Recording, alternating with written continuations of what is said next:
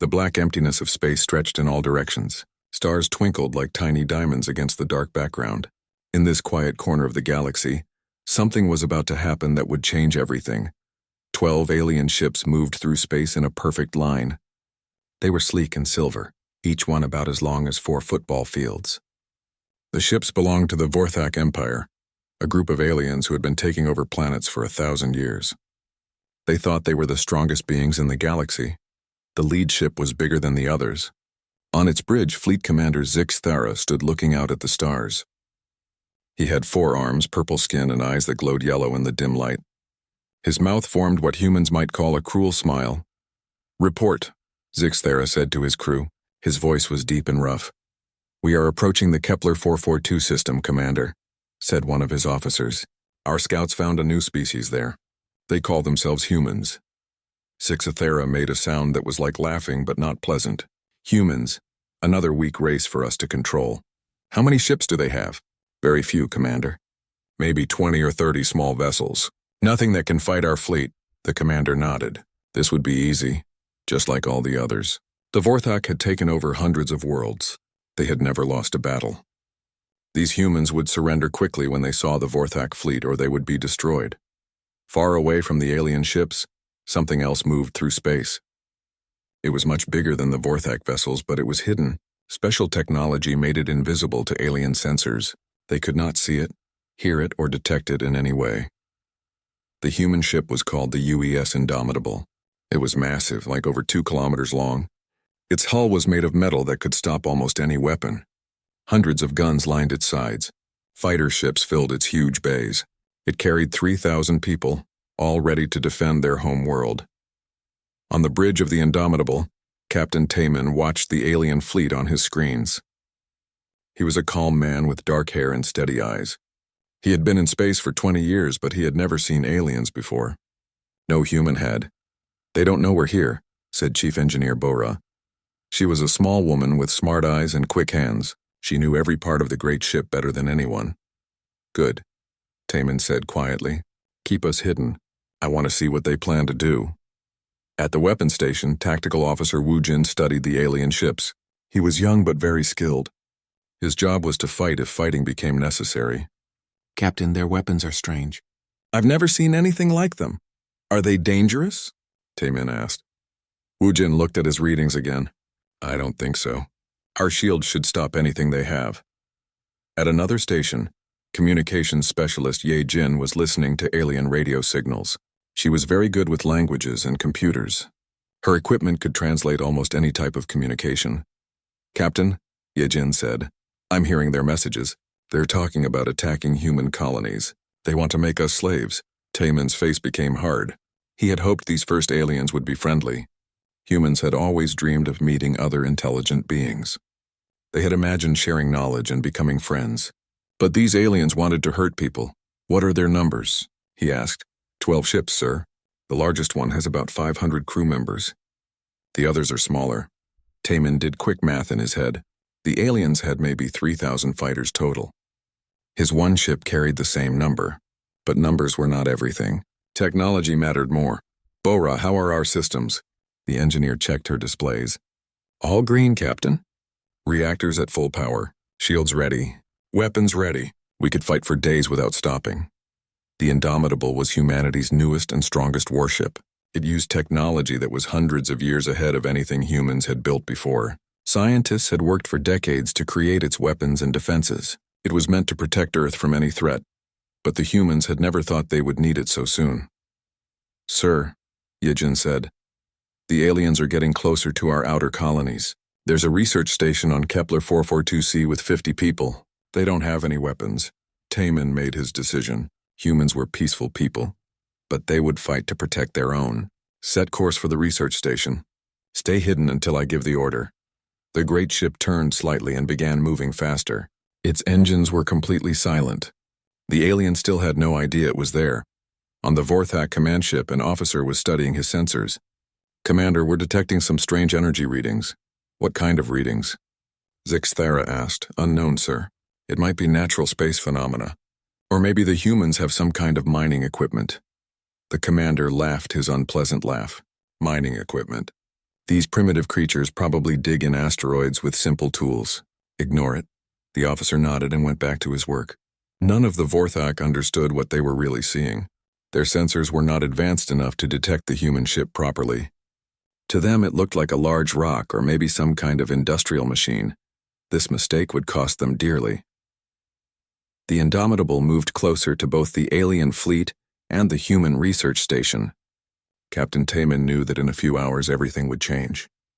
Humanity's first meeting with aliens was about to begin, but it would not be the peaceful contact that people had always hoped for. It would be something much more dangerous and much more important. The aliens thought they were the strongest beings in the galaxy. The humans were about to show them how wrong they were. In the cold darkness of space, two very different groups moved toward the same point. One group had conquered many worlds and thought nothing could stop them. The other group had never fought aliens before, but they had built the most powerful warship anyone had ever seen. Soon the galaxy would learn that humanity was not weak. They would learn that attacking human colonies was a very bad idea. The silent approach was almost over. The real test was about to begin. The alien fleet reached the human research station first. The small base orbited a rocky planet covered in ice. 50 human scientists lived there, studying the planet's strange minerals. They had no weapons and no way to fight. Fleet Commander Zixthera looked at the tiny station through his ship's cameras. It was just a collection of metal tubes and solar panels. A few small ships were docked nearby, probably cargo vessels or shuttles. Nothing that could threaten his mighty fleet. "Signal the station," he ordered. "Tell them to surrender." The communication officer sent the message. It was translated into simple human language. "Attention, humans. You are now property of the Vorthak Empire. Prepare to be taken as slaves. Do not resist or you will be destroyed." Inside the research station, Dr. Kim stared at the message on her screen. She was the station commander, a smart woman who had spent her life studying rocks and minerals. She had never expected to face alien invaders. "Send a distress signal to Earth," she told her communications officer. "Tell them we're being attacked by aliens." But Earth was very far away. Even at the speed of light, the message would take months to arrive. No help would come in time. On his command ship, Zixthera waited for the humans to surrender. When no answer came, he became angry. How dare these weak creatures ignore the mighty Vorthak Empire? "Fire a warning shot," he commanded. "Show them our power." One of his smaller ships turned toward the research station. A bright green beam of energy shot from its main weapon. The plasma bolt was hot enough to melt steel and strong enough to crack a mountain, but the beam never reached the station. Instead, it hit something invisible that was floating in space between the aliens and the humans. The plasma bolt struck what looked like empty space and vanished like water hitting a rock. "What happened?" Zixthera demanded. His weapons officer looked confused. "Sir, our shot hit something. But there's nothing there on our sensors." "Fire again." 3 more plasma bolts shot toward the research station. All 3 hit the same invisible barrier and disappeared. Whatever was blocking their shots was completely invisible to Vorthak technology. Hidden behind his stealth systems, Captain Taman watched the alien attack on his main screen. The plasma bolts had struck his ship's shields and been absorbed without causing any damage at all.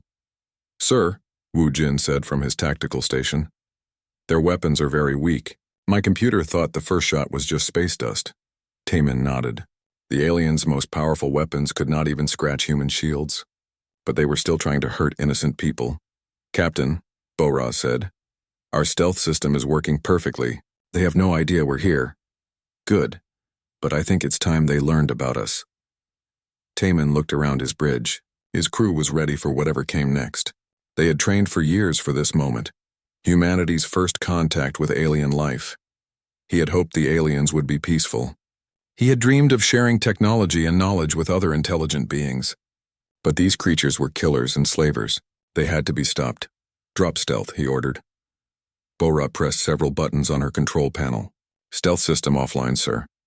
Suddenly, the massive human ship appeared in space like a mountain materializing from nothing. The Indomitable was 4 times longer than the largest Vorthak vessel and 10 times heavier. Its dark hull was covered with weapon ports, sensor arrays, and armor plating that gleamed like mirrors. Running lights along the ship's length made it look like a city floating in the darkness. Fighter launch bays lined its sides. Huge gun turrets pointed in all directions. Everything about the ship spoke of incredible power and advanced technology. On the alien command ship, every crew member stopped what they were doing. They stared at the human vessel in complete shock. "By the ancient gods," whispered one officer. "How big is that thing?" asked another. The sensors officer was working frantically at his station. "Sir, I can't get accurate readings. It's larger than our entire fleet combined." Zixthera felt something he had never experienced before: fear. In 1,000 years of conquest, the Vorthak had never seen anything like this. The human ship was enormous, clearly advanced, and had appeared from nowhere. "Run full scans," he ordered, trying to keep his voice steady. "I want to know everything about that vessel." But Vorthak sensors were crude compared to human technology. They could barely measure the ship's size, and they could not understand its weapons or defenses at all. On the Indomitable's bridge, Ye Jin was listening to alien communications. "Captain, they're very scared. They've never seen a ship like ours." "Open a channel to their command ship," Taman said. A few seconds later, the alien commander's face appeared on the main screen. Zixthera had 4 arms, purple skin, and yellow eyes that glowed with fear and anger. "I am Captain Taman of the United Earthship Indomitable," the human said in a calm, steady voice. "You fired weapons at a peaceful research station. Explain your actions." Zixthera tried to recover his confidence. He had conquered hundreds of worlds. He would not be intimidated by one ship, no matter how large. "I am Fleet Commander Zixthera of the Vorthak Empire. These humans are now our property. You will surrender immediately or be destroyed." Taman almost smiled. "Your weapons cannot even penetrate our shields. You attacked innocent scientists. By any law in the galaxy, that makes you pirates and criminals." "Impossible," Zixthera snarled. "We are the strongest force in this galaxy. Our empire spans 500 worlds." "Then your empire has been fighting very weak enemies," Taman replied. The alien commander was furious. No one had ever spoken to him like this. The Vorthak were the masters of space. They decided who lived and who died. "You dare insult the Vorthak Empire? We will crush your pathetic ship and enslave your entire species." Taman shook his head sadly. "You had a chance to leave peacefully. You chose to make threats instead." He turned to Wu Jin. "Target their weapon systems only. I don't want to kill anyone if we don't have to." "Understood, sir. Targeting solution locked." The aliens saw one of the huge gun turrets on the human ship turn toward them. The weapon was bigger than their entire bridge. "All ships fire everything we have," Zixthera screamed. 12 alien warships opened fire at the same time. Plasma bolts, energy beams, and missile-filled space with deadly light. It was enough firepower to destroy a city or crack a moon. All of it hit the Indomitable's shields and vanished without effect. The human ship sat motionless in the storm of energy, completely undamaged. In the research station, Dr. Kim and her team watched in amazement. The massive human warship was protecting them from an entire alien fleet. "Who are they?" someone asked. "I don't know," Dr. Kim said, "but I'm very glad they're on our side." The alien weapons stopped firing. Smoke drifted from their gun barrels. They had used everything they had. Every plasma cannon, every energy beam, every missile in their arsenal. The space around the human ship glowed with leftover energy from the massive attack. But the Indomitable floated unchanged in the darkness. Not a single scratch marked its hull. Its shields had not even flickered. On the Vorthak command ship, silence filled the bridge. Every alien stared at their instruments in disbelief. Their most powerful weapons had done nothing at all.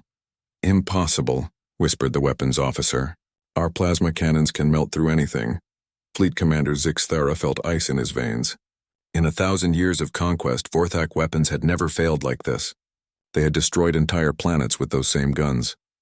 "Sir," the sensor officer said with a shaking voice, "their shields absorbed our entire attack. We didn't even make them weak."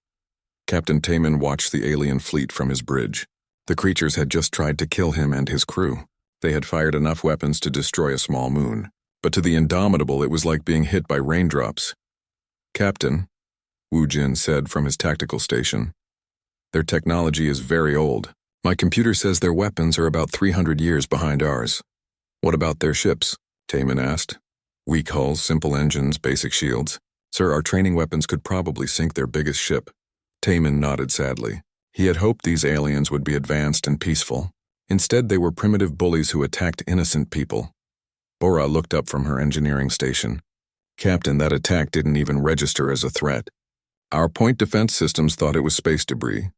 Chief Engineer Bora was right. The Indomitable's computers had not even bothered to strengthen the shields. The alien attack was so weak that the ship's automatic systems had ignored it.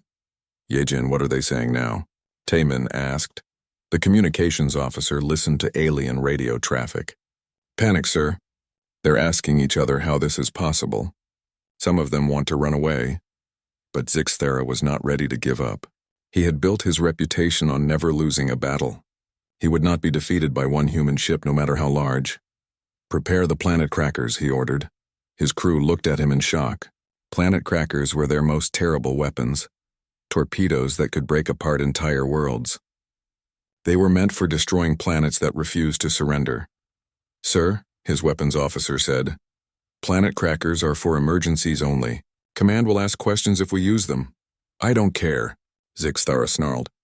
That human ship must die. The alien fleet launched 6 massive torpedoes.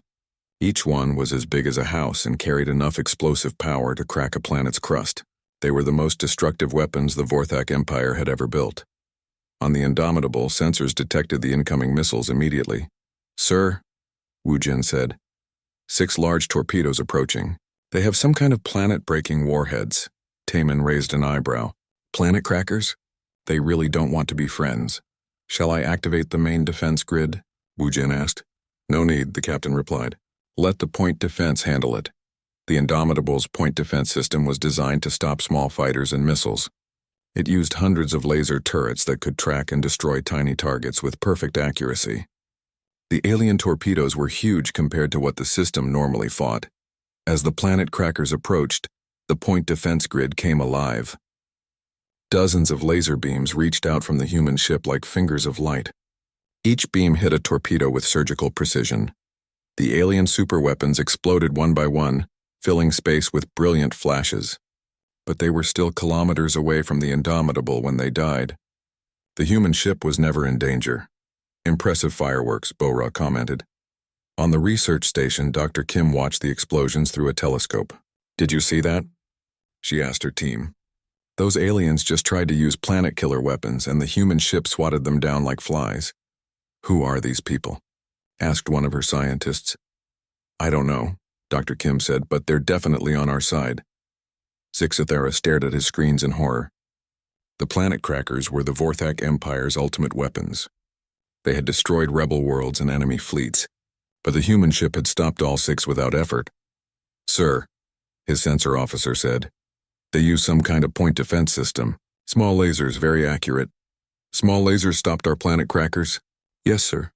Their targeting is perfect. Much better than anything we have. The alien commander felt his confidence crumbling. His weapons were useless. His ships were outmatched. But he still had numbers on his side. All ships, close formation attack, he ordered. Ram that vessel if you have to. 12 ships against 1, we can still win. The Vorthak fleet moved forward in a tight group. Every ship fired its weapons continuously as they approached. The space between them and the human vessel filled with deadly energy, but it was like attacking a mountain with sticks. The Indomitable's shields absorbed everything without effort. Taemin watched the aliens approach. They were brave, he had to give them that. Stupid but brave, sir, Wu Jin said. They're trying to ram us. Really? With those small ships? Yes, sir. I think they're desperate. Taemin considered his options. He could destroy the entire alien fleet with one shot from his main guns, but he didn't want to kill anyone if he could avoid it. These aliens were criminals, but they were still living beings. Target the lead ship's engines only, he ordered. Disable them, don't destroy them. Understood, sir. 1 disable shot, minimum power. One of the Indomitable's smaller gun turrets turned toward the alien command ship.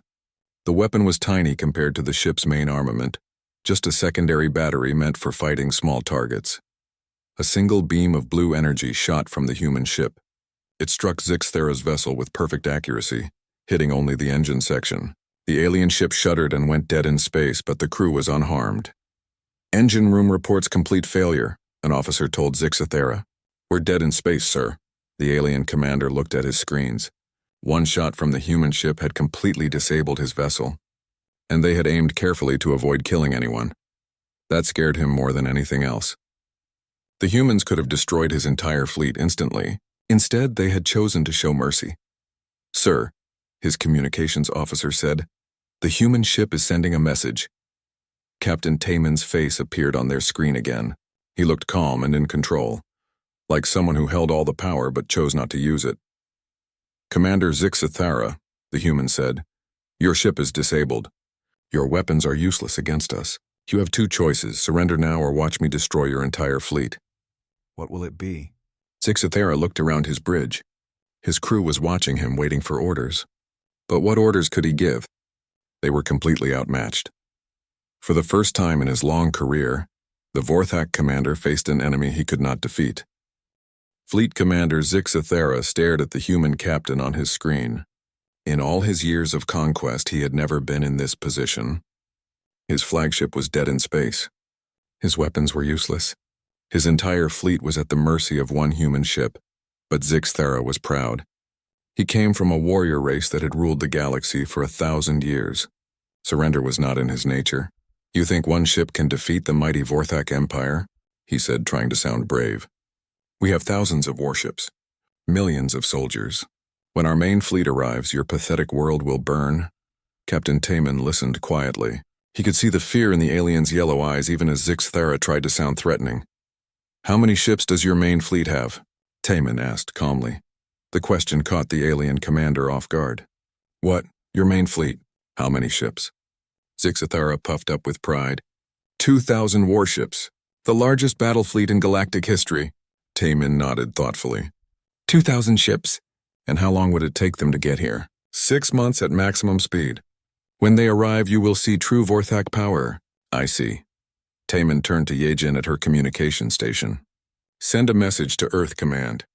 Tell them about our new alien friends. Yejin typed quickly on her keyboard. Message sent, sir. They should receive it in about 10 minutes. Zixathara was confused. 10 minutes? But Earth is light years away. We have very fast communications, Taman explained. Much faster than yours. This was another shock for the alien commander. Even Vorthak military messages took weeks or months to cross space. These humans could talk to their homeworld almost instantly. Now, Taman continued, let me tell you something about humans. We don't like bullies. We especially don't like bullies who attack innocent scientists. So I'm going to give you a choice. The alien fleet waited in tense silence. 11 ships surrounded their disabled command vessel, but none of them could help. They had all seen how useless their weapons were against human technology. Here are your options, Taman said. First, you can surrender now. Return to your empire and tell them that humans are under our protection. Any attack on human colonies will be met with overwhelming force. And the second option, Zixathara demanded. I destroy your entire fleet and send your wreckage back as a warning. The alien commander tried to laugh, but it sounded forced. You're bluffing. No one would destroy 12 ships and all their crews. Taman's expression didn't change. You attacked a peaceful research station. You tried to enslave innocent people. You fired planet-killing weapons at us. By the laws of war, I would be completely justified in destroying you. But you won't, Zixathara said. You humans are weak, soft. That's why you'll lose when our main fleet arrives. Perhaps, Taman replied. But there's something you should know about that. He nodded to Bora, who checked her instruments. Captain, I'm detecting multiple FTL signatures. 17 ships dropping out of hyperspace. Through the viewports, new lights began to appear in space. One by one, massive shapes materialized from hyperspace. Each one was as large as the Indomitable. Human dreadnoughts arriving to help their sister ship. Zixathara watched in growing horror as 17 more human warships surrounded his fleet. Each vessel was a mountain of metal and weapons. Together they represented more firepower than most star systems had ever seen. Impossible, the alien commander whispered. How did they get here so fast? Our hyperspace drives are very efficient, Taman explained. These ships were patrolling nearby systems when we called for backup. The rest of First Fleet will arrive within the hour. The rest of First Fleet? 50 ships total. All Dreadnought-class vessels like the Indomitable.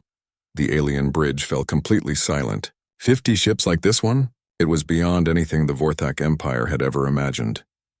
You said your main fleet has 2,000 ships, Taman continued. But how many of those could actually fight vessels like these? Zixathara did the math in his head.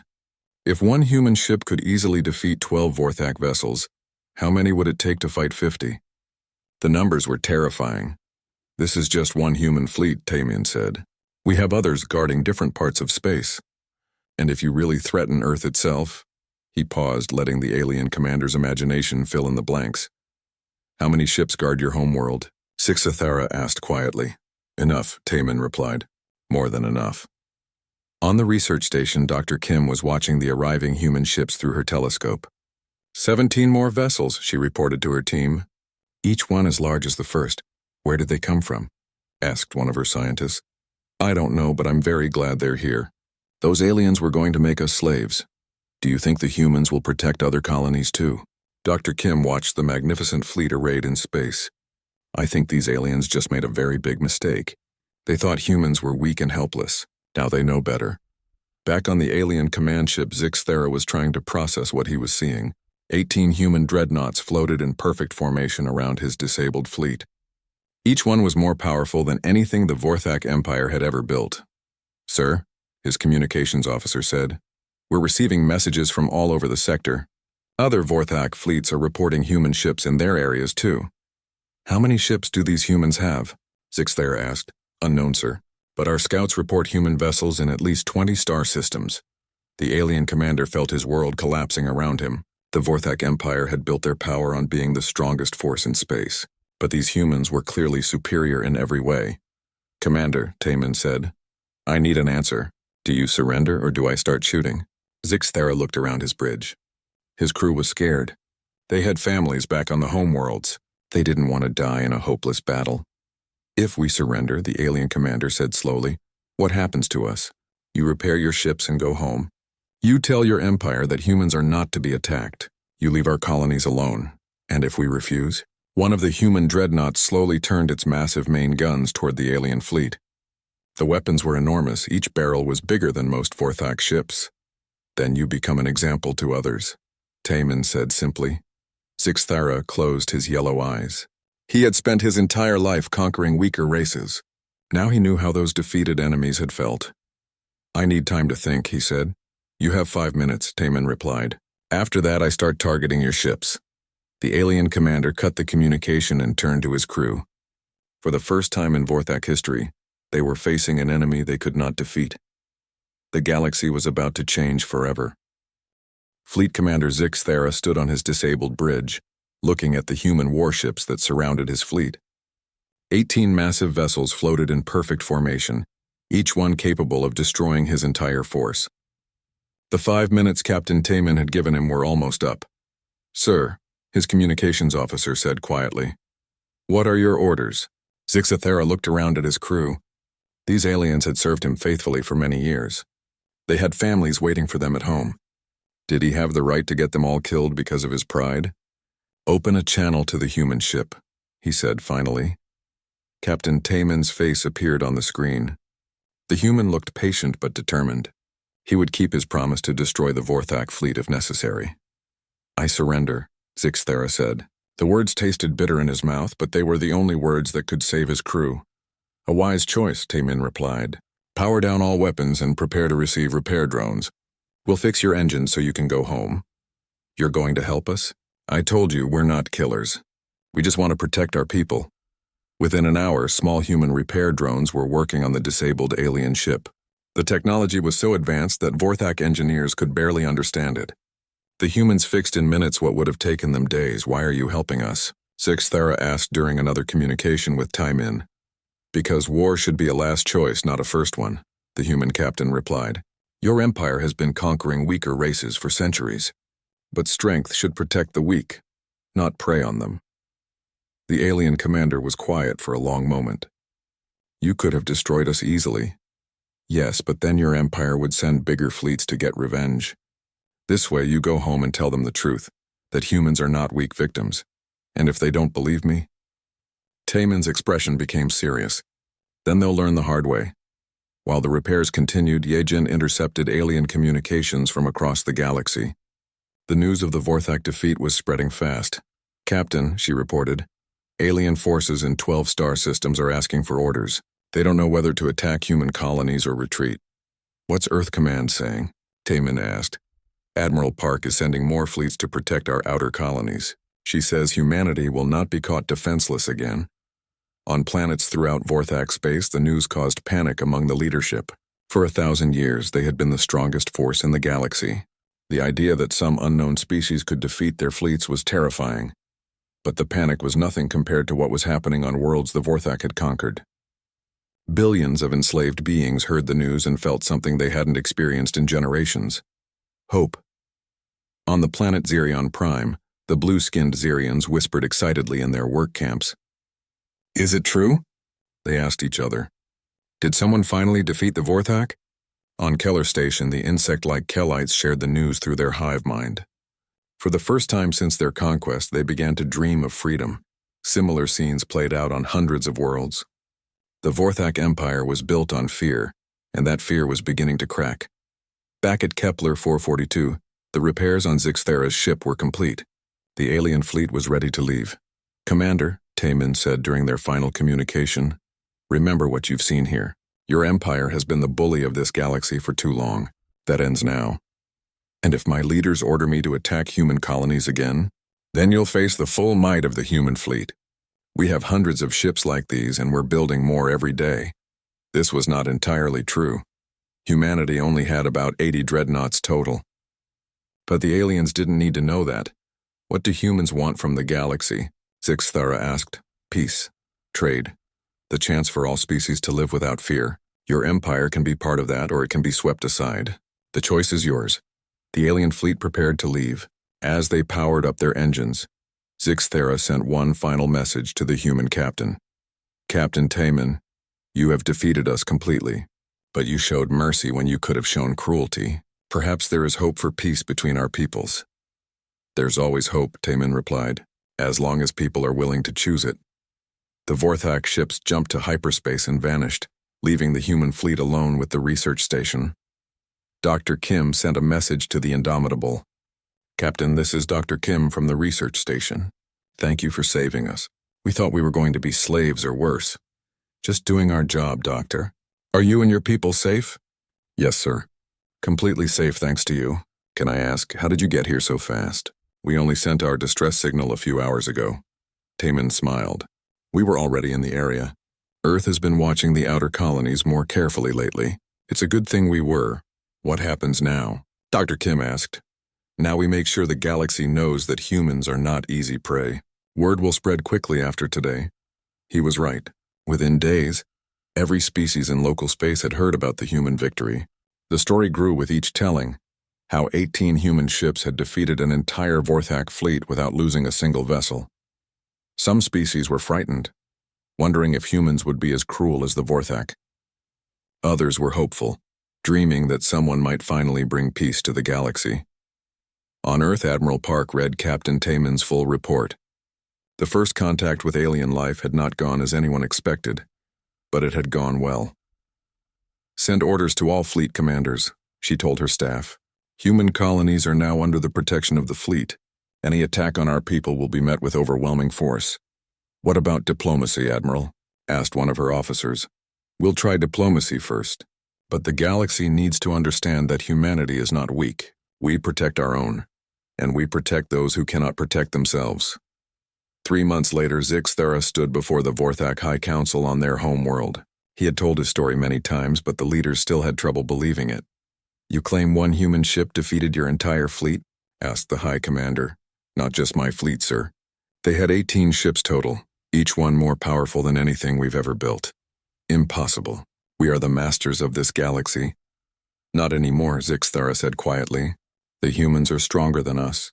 Much stronger. If we try to fight them, we will lose." The council chamber fell silent. For the first time in centuries, the Vorthak Empire faced an enemy they could not defeat. Some council members wanted to gather their entire fleet and attack Earth. Others argued for caution, saying they should learn more about human technology first. But Zixthera had seen the truth in Captain Taman's eyes. The humans were not cruel conquerors like the Vorthak. They were protectors who would fight fiercely to defend their people and their allies. "What do you recommend, Fleet Commander?" the High Commander asked. Zixthera thought carefully before answering. "Peace, sir. The humans offered us peace. I think we should take it." And across the galaxy, on hundreds of conquered worlds, Billions of beings looked up at the stars and wondered if freedom was finally coming. The age of Vorthak dominance was ending. The age of human protection had begun. In the cold darkness of space, the Indomitable and her sister ships patrolled their assigned sectors, watching for any sign of threat to human colonies or their new allies.